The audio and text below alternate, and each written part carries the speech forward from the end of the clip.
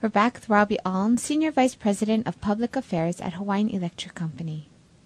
So being the Senior Vice President of Community or Public Affairs, what are some successful ways that you've seen companies being able to integrate their businesses with helping the community? I think as soon as a business accepts the idea that if the community is better off, it's better off, that a lot of things get much simpler.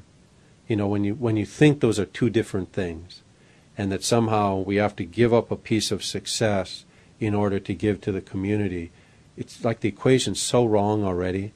You know, you're probably never going to get to the right place after that. You just have to kind of say, if, especially coming like Hawaiian Electric, if this community isn't doing well, if it isn't feeling better about itself and investing and believing in itself and building itself up, we're not going to be successful as a company. I mean, we're very directly tied to the health of the company, but then so is First Hawaiian, you know, for that matter. So is state government. I mean, you know, all the different places I've been at, you know, there's always been, to me, the sense that the public's well-being and your well-being are just tied so intimately together that you just should think, how can I do both?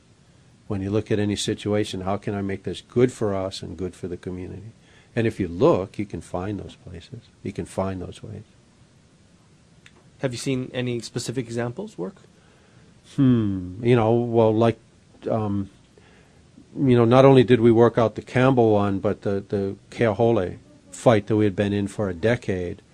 You know, at one point we just went back and contacted the leaders of the opposition to us and said, you know, could we just sit down and talk? And we did. And the first conversations were not fun. And there was a lot of anger built up over about 10 years, but 6 months, that was settled too. And we were standing in front of a judge agreeing that all the lawsuits should be called off and that the company was agreeing to do certain things on behalf of the community, and you know, and the community was going to agree to have this plant finished. You know, so in you know, for me in the current life I'm in, those have probably been two of the biggest. But you know, even in smaller cases, if you're willing to go and sit down with people and ask them what's important to them and find out what they value and then talk about the things that you need to work out with them, you know, and then find a way to have both of you feel okay about the result, you know, you can do it. It's not that difficult, especially if you accept the proposition. The first thing you should do is find out what's of value to the folks you want to work with, or what's important to them. There have been some of the boards I've been on, we've had challenges, everything in one case from a bankrupt affiliate to near collapses as organizations.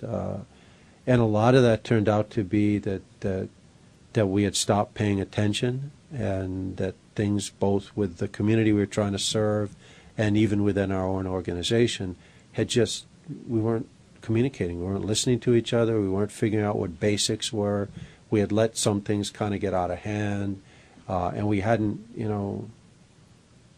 slowed down enough to try to figure out how to stay healthy and stay in healthy relationships. And in a couple cases we almost paid a price that was too high. I mean, those, I don't want to go into names or anything, but so in 30 seconds, what would be your advice to people out there who are not currently involved with nonprofits or community organizations or so on?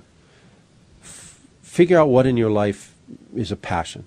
Kids, elderly, international relations, recycling. Figure out something that really is a passion for you, and then go find the organization that works in that area. Because it's great, especially your first time, to jump in where you have a passion for the activity or for what's being done. One of my first was Boys and Girls Club. You know, not only because of the organization, but also because I knew David Nakata and was executive director there, and his passion and wanting to support that passion was a part of it. But find something that don't just be a cold one. Find something about the mission or the organization that really is special to you, because then it'll make it much easier to get started. Thanks for joining us today on Greater Good Radio. For more information or a transcript of today's show, please visit us online at greatergoodradio.com. This is your host, Evan Leong and Carrie Leong, saying please join us next time for another episode of Greater Good Radio Hawaii.